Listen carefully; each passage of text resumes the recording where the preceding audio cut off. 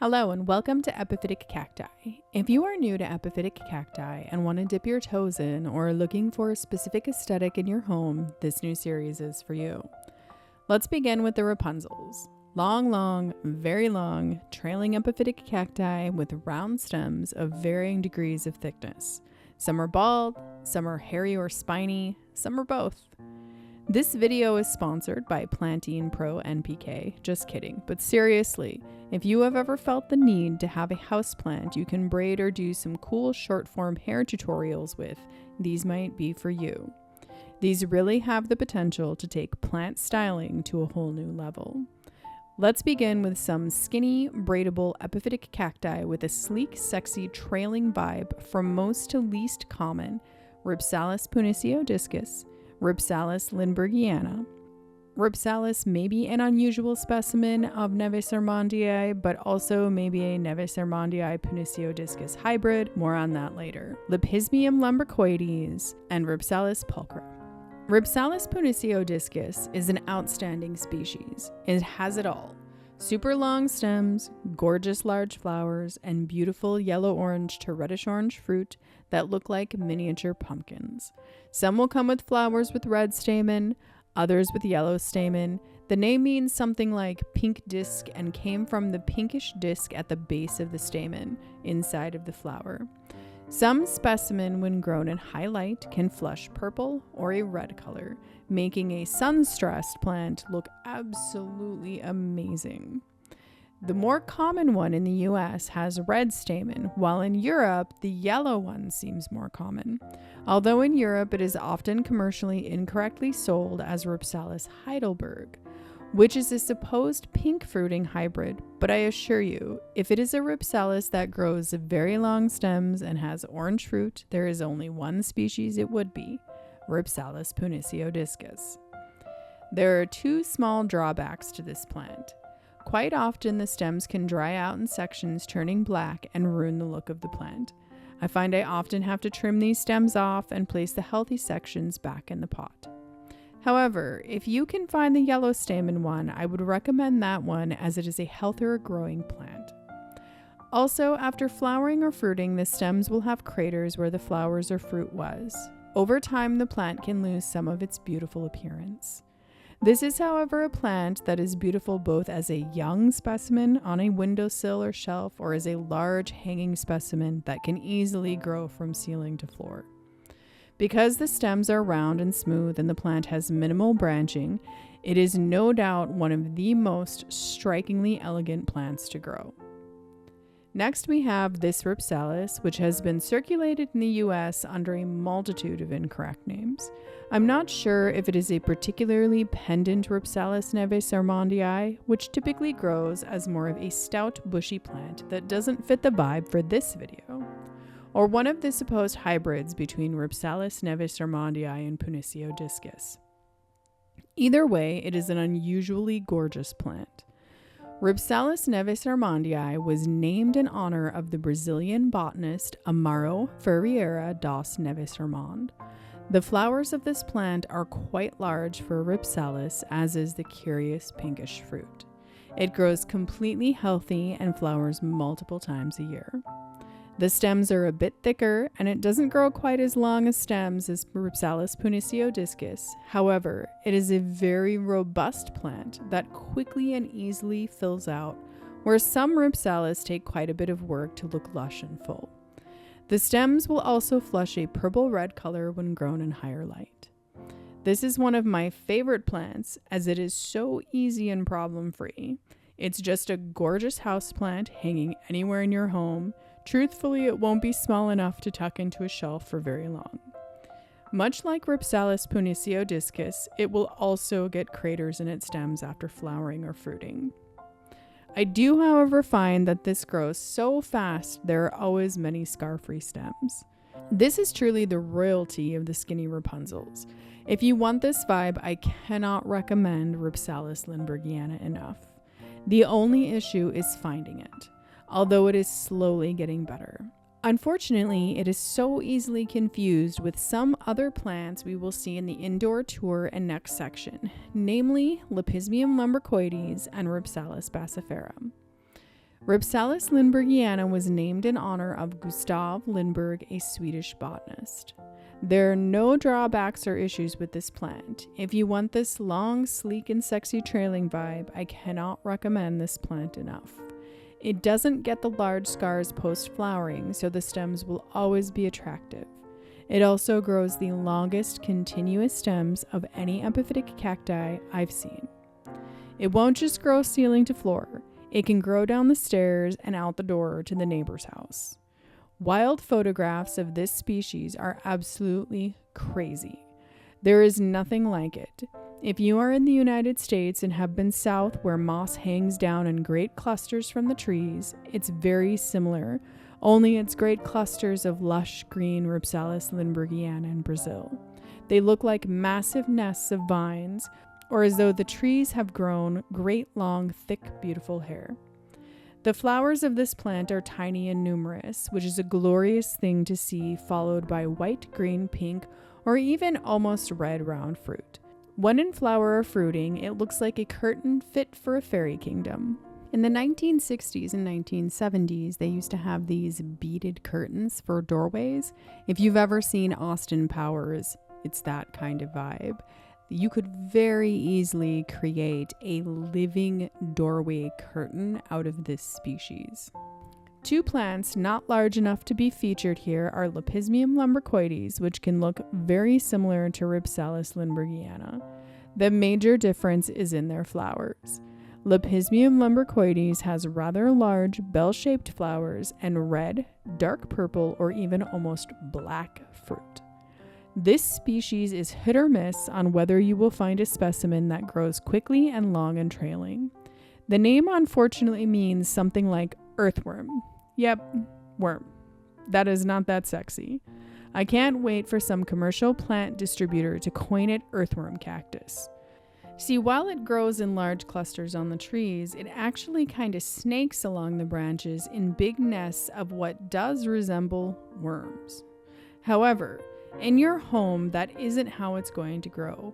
It is a long, beautiful, trailing plant if you can find one that actually grows.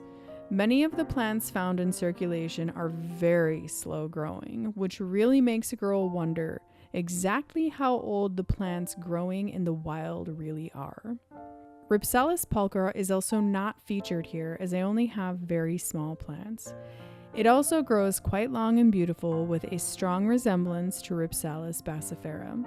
It, however, also has large white to pink bell-shaped flowers with yellow to orange-red stamen. Oddly enough, its name literally means beautiful.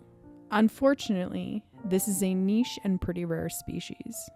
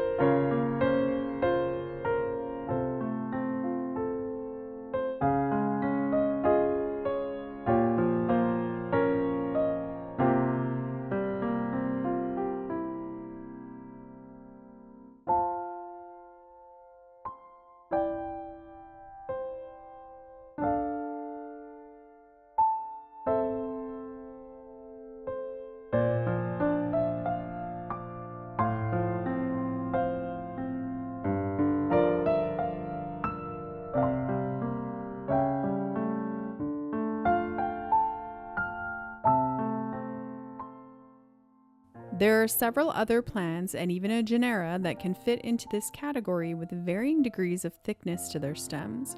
From most to least common, they are Rhipsalis bassifera, subspecies bassifera, Aporocactus, Cleistocactus winteri, subspecies colademono, Rhipsalis Hairy, Rhipsalis bassifera, subspecies erythrocarpa, Weberocereus tunilla, subspecies biolleyi, and Weberocereus trichophorus. Let's begin with two of my favorite. First, Weberocereus trichophorus.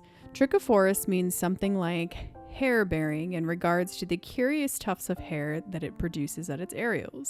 The stems can get very long and are quite thick and heavy. They are not flexible, and the tufts of hair hide some pretty scary spines. Unsuspecting plants like this that you feel the need to touch are actually just dangerous. It's a rather niche, rare plant, but a real curiosity with a very cool, funky vibe.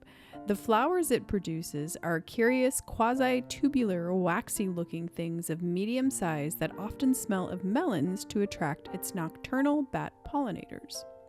Weberocereus tunilla subspecies biolleyi was originally thought to be a Rhipsalis until it produced its curiously large flowers. Tunilla is what the locals call it, and many other cacti. Biolleyi was to honor the Swiss botanist Paul Biolli. I love this plant. Not only does it grow very long and a bit kooky, it produces flowers. A lot of flowers, multiple times a year. I'm a huge fan of all the Weberocereus flowers, so it's a huge bonus for me. The reddish-purple color of my plant is from being grown in higher light. If you like that kind of thing, this one might be for your home. It's remarkable how easy and fast-growing this species is as a houseplant. It's curiously uncommon, particularly in the United States, but really shouldn't be. The stems aren't really flexible, and she is a serious water guzzler. Rhipsalis Hairy is a plant that should be long, glorious, and beautiful. Mine, however, has always been a bit on the ugly side. It's slowly starting to grow better after what feels like an eternity but has just been several years. It is made up for it with a huge show of very small fuchsia flowers, which is its claim to fame among collectors. This plant also has large craters in its stems after flowering or fruiting. I do really like the glaucous or slightly gray-blue tone the stems can have. Aporocactus is a genus with just a few species. However, there are several named cultivated hybrids between Aporocactus and Cleistocactus, often referred to as Aporophyllum, although not quite valid as it's a mashup of the genera Aporocactus and Epiphyllum that derived from many Cleistocactus being misclassified over the years as Epiphyllum. These can vary greatly in their stem size and shape, as well as flower shape, size, and color. They can grow to be extremely long. The species Flagelliformis, which means something like whipped shape, has medium-sized fuchsia flowers, while the species Martianus, named for the German botanist Carl Friedrich Philipp von Marius, has reddish-orange to red flowers. This specimen is Aporocactus martianus, but one formerly known as the variety Kanzadii. While I have grown many of these over the years, I find them difficult to maintain beautifully for a long period as they prefer very high light and are very prone to pests, which are hard to treat due to the hard spines covering the plants. They can and do, however, get super long and beautiful, and I truly wish I could grow them better in my conditions. If you like a bit of aggressive danger to repotting your plants, this one might be for you. They are quite often grown as houseplants and can often be found commercially under the name rat-tail cactus. Be a bit cautious with that though, because you might buy something under this name and end up with something that you didn't intend. While the name rat-tail was originally intended for the species Flagelliformis, it has also now been applied to the species Martianus, and it is also a common name that is used for many other species of cacti.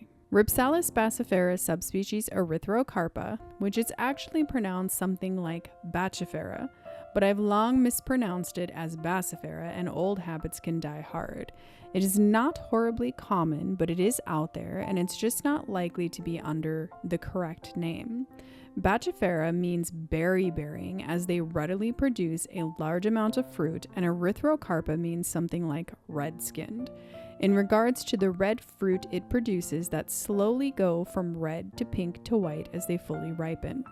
It is my personal favorite of the Bachifera subspecies. The stems on this specimen are a bit thinner and longer, which I find more elegant.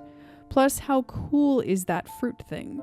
The stems do not really grow continuously as long as the other plants we have looked at, but it doesn't quite fit with the pteras group as they are not quite so branchy and short. They produce an abundance of very teeny tiny flowers that easily self-pollinate to the point you may not even notice the flowers at all, and just notice the fruit. Rhipsalis bachifera subspecies bachifera is the most common epiphytic cacti. It is very easy to find. It was the plant that was originally given the common name mistletoe cactus, as the abundant white round fruit was reminiscent of the fruit of mistletoe. However, over time the name has slowly become a common name for the entire genus Rhipsalis, and even cacti that aren't Rhipsalis at all. It's very common for a good reason. It's easy and fast growing and fairly tolerant of most conditions. They can grow to absolutely beautiful, large, pendant specimen, and again, the vibe is a bit more on the long, trailing, elegant side, as they do not produce as many branches as Rhipsalis pteras, which they are easily and commonly confused with. Again, though, the stems do not continuously grow quite as long as the others that we've looked at. It's a bit more like a shag haircut. If you like the look of a lot of teeny tiny flowers and tiny white fruit, this might be for you. It is really glorious to see all the fruit. Not featured here as I restarted my large plant that probably weighed 50 pounds is Cleistocactus winterii subspecies colademono, but you probably know it as monkey-tail cactus, which is how it got its name. The locals called it colademono, which means monkey tail. Sadly, it's endangered, and according to IUCN Red List, it's partially due to locals taking them for ornamental plants. When this plant was discovered, it became extremely popular among collectors, and still is. It's one of the most unique plants for its rather hairy appearance. The stems are very thick and not flexible. They do hide some scary spines though. It's not slow growing, it's actually quite the opposite. It can grow two ways in nature. It can creep and mound along rocky flat surfaces or hang off cliff faces, which would be a very strange thing to stumble on. I mean, come on, a big furry long cactus just dangling there?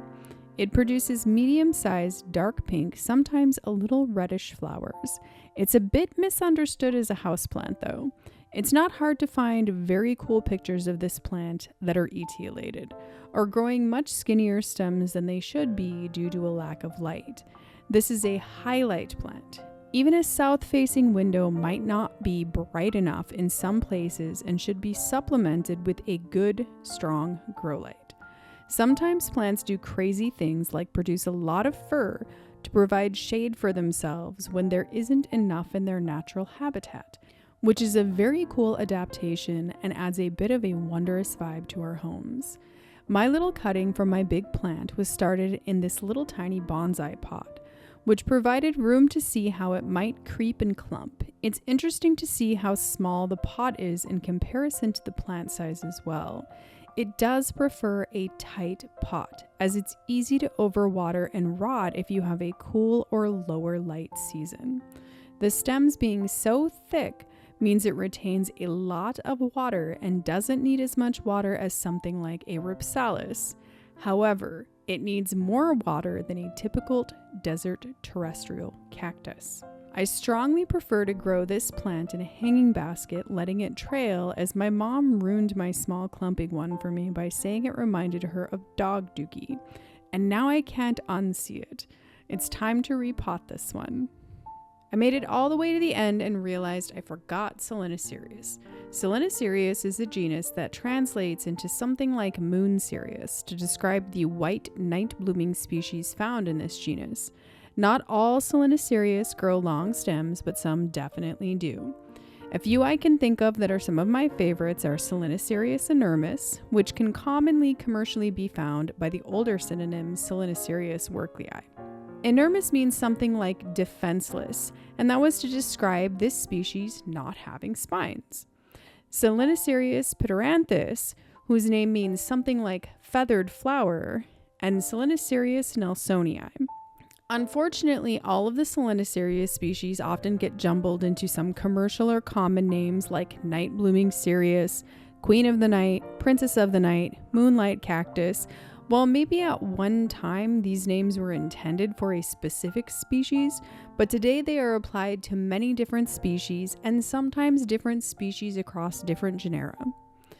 They are beautiful and generally require a lot of high light.